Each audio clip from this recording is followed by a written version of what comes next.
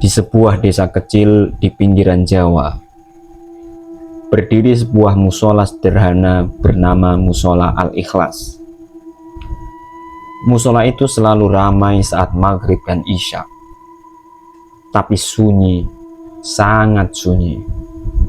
Di luar waktu itu, ada satu bagian dari musola itu yang jarang tersentuh. Sebuah ruang kecil di bagian belakang, tempat menyimpan alat-alat pemakaman, termasuk satu keranda tua yang sudah tidak digunakan lagi. Warga desa menyebutnya keranda yang tidak boleh dipindahkan.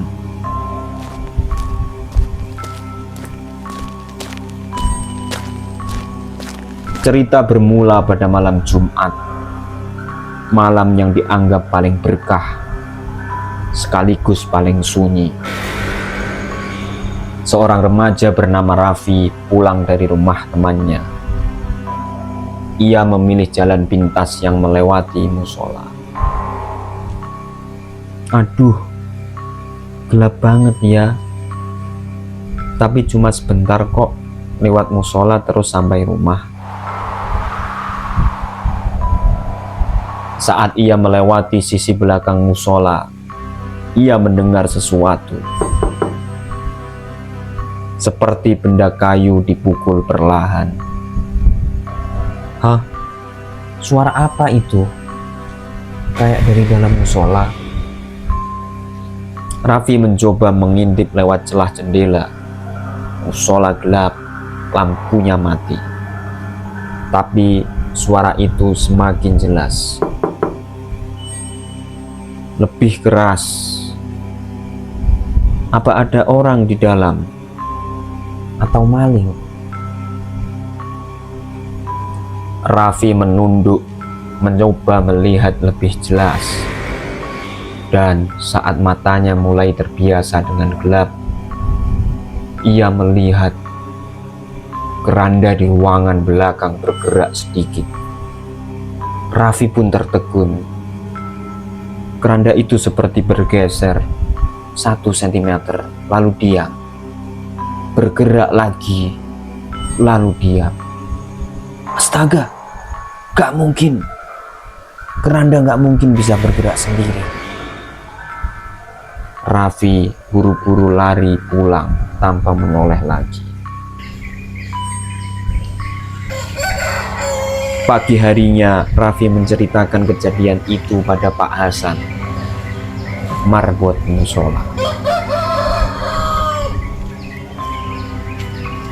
Pak, semalam saya lihat keranda di musola kayak bergerak sendiri.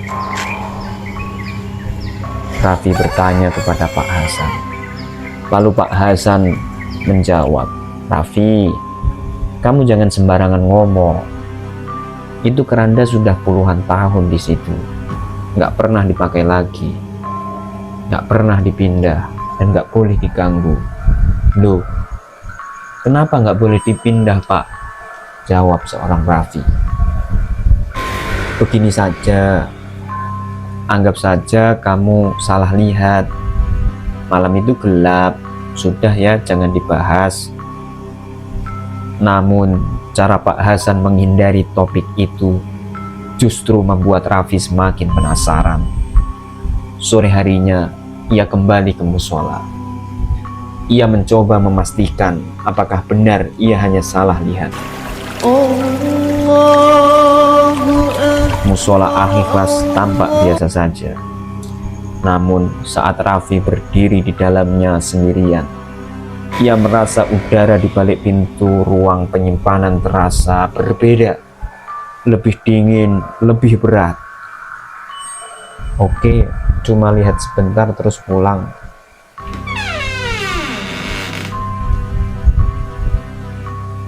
Pintu ruangan itu terbuka sedikit, hanya cukup untuk melihat bagian dalamnya. Dan di sana, keranda itu berdiri diam, lusuh. Kayunya retak, warna hijau. Kain penutupnya sudah kusam. Tuh kan, biasa aja. Tapi saat ia hendak menutup pintu, Suara keras dari dalam keranda. Duk, duk, duk. Siapa di dalam? Pak Hasan. Raffi pun berbicara. Tidak ada jawaban, hanya suara ketukan yang semakin keras. Duk, duk, duk. Ini aneh, ini nggak wajar. Tiba-tiba pintu luar musola tertutup sendiri. Pintu menutup keras. Brak! Raffi tersentak. Ia berlari keluar, meninggalkan musola tanpa menoleh ke belakang. Malam berikutnya Pak Hasan datang ke rumah Raffi. Wajahnya tampak gelisah. Pak Hasan lalu bertanya kepada Raffi, "Raffi, kamu lihat sesuatu lagi tadi siang kan?" Raffi menjawab, "Iya Pak, keranda itu kedengaran kayak diketuk dari dalam." Pak Hasan menjawab, "Dengar ya, sudah lama keranda itu tidak dipakai. Terakhir kali digunakan waktu kejadian yang tidak pernah diceritakan orang tua di desa ini." Raffi bertanya, "Kejadian apa Pak?" "Dulu ada jenazah lelaki yang ditolak bumi. Setiap dimasukkan ke liang kubur, tubuhnya seperti terdorong keluar. Saat keranda ditutup, warga mendengar ketukan dari dalam 3 kali, pelan lalu keras, persis seperti yang kamu dengar." Raffi merinding dari ujung rambut hingga kaki.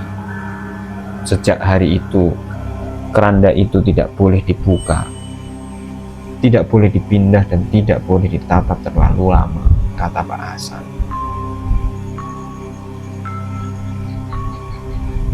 Malam puncak. Malam itu musola kembali gelap. Lampu-lampunya padam seperti ada yang memutuskan alam mistik. Pak Hasan meminta bantuan Raffi dan beberapa pemuda desa untuk mengecek. "Pak, saya yakin ini gara-gara keranda itu."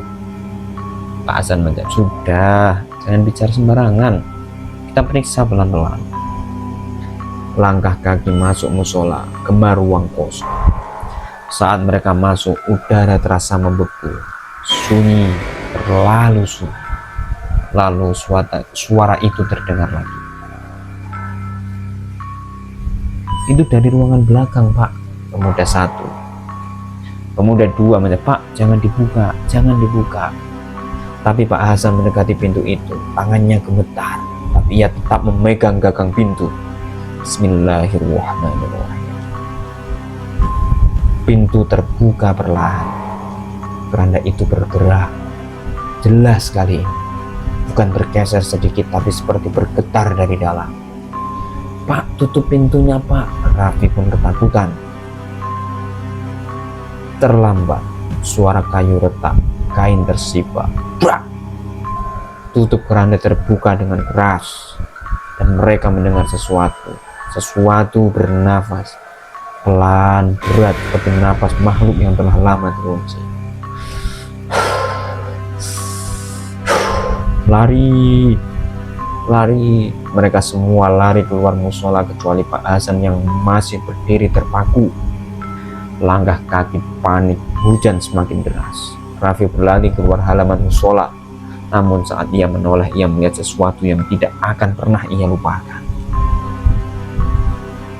Suara kain diseret pelan. Sosok tinggi, kurus, dibungkus kain kafan yang compang-camping, berdiri di pintu ruangan penyimpanan. Wajahnya gelap, tidak terlihat, hanya 2 lubang pintu hitam seperti mata kosong.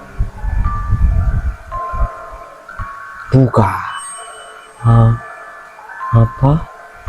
"Kuburkan aku."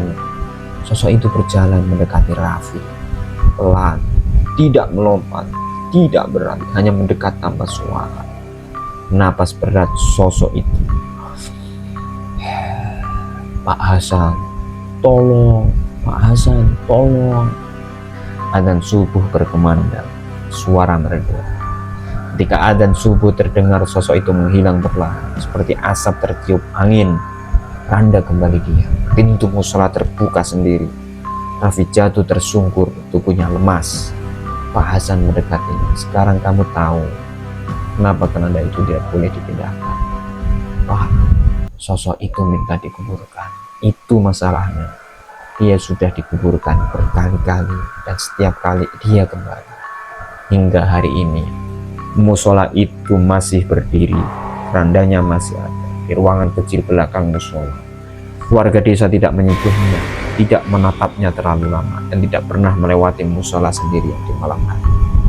Karena kadang setelah isya, jika angin malam sedang kencang, ketukan itu terdengar lagi.